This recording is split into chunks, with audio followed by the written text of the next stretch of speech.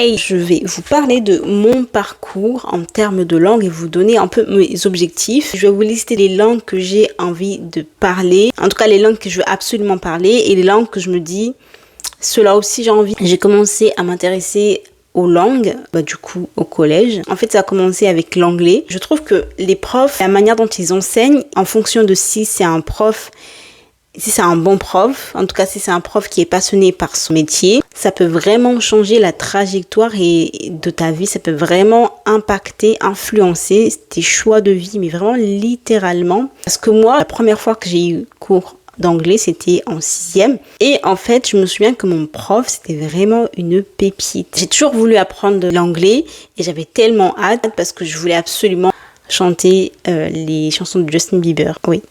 Pour moi, c'était super important en fait de comprendre ce qu'il chantait sans pour autant avoir besoin d'aller traduire lyrics, baby, traduction.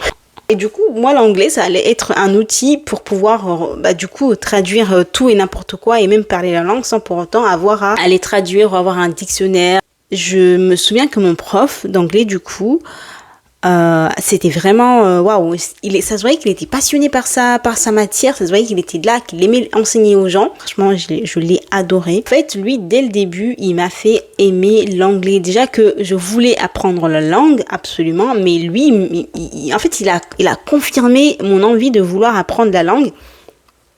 Et donc, à partir de là, vous allez voir, je suis obsédée par l'anglais. Je suis obsédée par le fait de vouloir apprendre cette langue, mais vraiment, vraiment. Je me souviens que j'avais tout le temps un dictionnaire, j'allais tout le temps regarder ta. Dites-vous que je ne révisais pas la matière. Je ne faisais que traduire des choses, les prétérites, les verbes, tout ça, je les connaissais. Je n'avais pas forcément besoin d'aller les réviser parce que je les connaissais, parce que de moi-même, j'allais les regarder. Donc voilà, c'était juste pour la parenthèse, pour dire que un prof, ça peut vraiment te faire aimer une langue, mais vraiment littéralement, comme je pense que ça peut te faire détester une langue.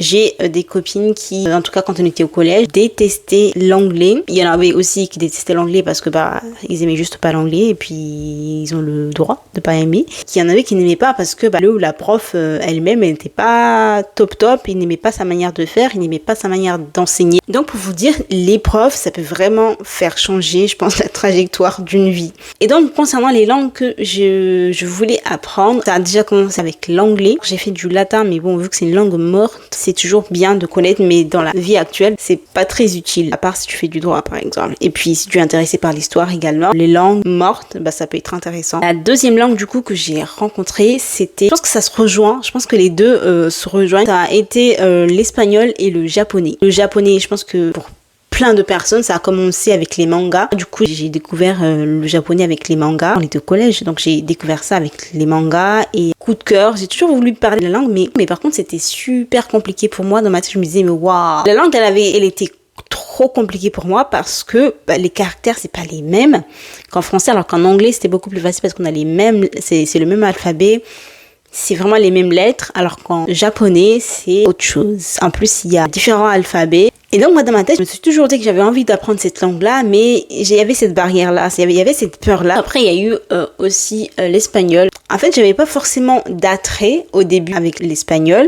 J'aimais bien, mais je sais pas pourquoi, j'avais une obsession avec l'anglais. Du coup, pour moi, c'était l'anglais d'abord et après l'espagnol. Et j'ai commencé, en fait, à vouloir apprendre plusieurs langues il y a déjà pas mal d'années, mais à chaque fois avec mes études, je n'avais pas le temps. Entre mes études, mes jobs étudiants, je n'avais pas le temps en fait. Mais en fait, j'ai envie de juste prendre le temps parce que le temps, il s'invente pas, il se crée à un moment donné. Il faut créer le temps pour pouvoir s'intéresser au sujet qu'on a envie de s'intéresser quand on a la possibilité. En fait, il faut créer ce temps-là. Il est déjà hors de question. Enfin, dans ma tête, je me suis dit, mais l'anglais, l'espagnol, des langues que j'ai commencé à apprendre au collège, lycée. Pour moi, je me disais, mais c'est trop la honte de ne pas maîtriser ces langues parce que, attends, mais tu as eu l'occasion, et pour moi et ma personne, je trouve ça trop dommage d'avoir commencé à apprendre ces langues et de ne pas les maîtriser. Donc moi, je me suis dit, mais déjà l'anglais, l'espagnol, il faut que je les maîtrise parce que il est hors de question que je ne maîtrise pas ces langues parce que je les ai commencées et moi, j'aime bien terminer les choses que je commence. Il faut que je maîtrise l'anglais, il faut que je maîtrise l'espagnol. Et ensuite, je me suis toujours dit que je voulais apprendre le japonais, mais à chaque fois, je finissais vraiment par abandonner parce que pour moi, c'était trop dur.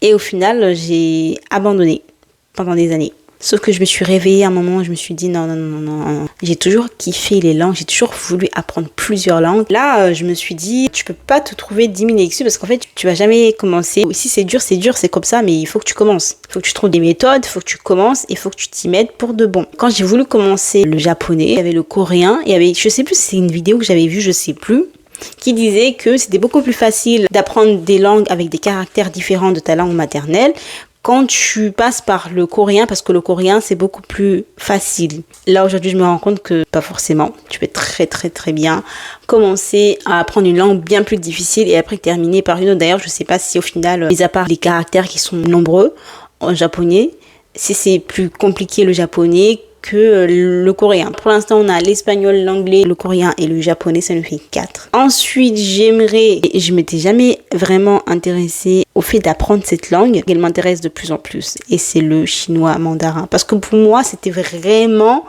le summum de la difficulté en termes d'apprentissage de langue. Dans ma tête, c'était beaucoup plus compliqué, mais vraiment beaucoup plus compliqué. Je me mettais vraiment juste des barrières, alors que littéralement tout s'apprend, quoi. Il faut juste s'y mettre sérieusement surtout, mais il faut s'y mettre. Ensuite, avec l'espagnol, je me suis aussi intéressée au portugais. Vu que c'est une langue qui ressemble énormément à l'espagnol, je me dis qu'il y a moyen que je mélange, mais c'est pas grave. Quand j'ai commencé le portugais en tout cas. Donc voilà, il y a ces langues-là que j'ai envie d'apprendre. Il y en a d'autres, mais comme je disais au début, c'est des langues, on va dire, qui viendront après. Il y a d'autres langues que j'ai envie d'apprendre, dont l'une de mes langues maternelles. Et en fait, le truc, c'est que quand ce n'est pas ton activité principale, du coup, l'apprentissage des langues, c'est super compliqué, en fait, de trouver du temps et de trouver de l'énergie, surtout pour tout ça. C'est pour ça qu'en fait, il faut être objectif, prioriser les choses. D'ailleurs, je parle dans une vidéo qui parle du fait de la différence entre une personne qui veut tout faire et une personne qui privilégie la qualité plutôt que la quantité. L'anglais, j'ai un niveau B2+. L'objectif, du coup, c'est d'avoir un niveau C1. Quand tu sais que ton temps il est limité, que tu ne peux pas tout faire, vraiment il faut prioriser les choses.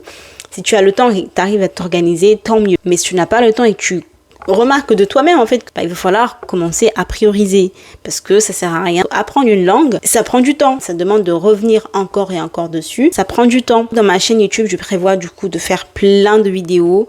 Plus je vais maîtriser une langue, plus vous verrez des vidéos dans cette langue-là avec des sous-titres. Si vous avez envie de suivre mon aventure d'apprentissage de langue, si vous avez envie de suivre mes journées, mes tutos, mes tips, abonnez-vous. Si vous avez envie d'apprendre les langues que j'apprends moi-même, ou même si vous avez d'autres langues que vous voulez apprendre, le russe, l'allemand, peu importe, je fais aussi des vidéos sur le développement de soi parce que pour moi, quand on entreprend de faire des choses, que ce soit des langues, peu importe qu'on entreprend d'apprendre ou de faire, il faut absolument travailler sur soi également parce que travailler sur soi, c'est vouloir optimiser sa personne en termes d'amour de soi, d'estime de soi, de bien-être en général et tout ce qui entoure ces sujets. Abonnez-vous et moi je vous dis à très bientôt pour une nouvelle vidéo. Donc bye!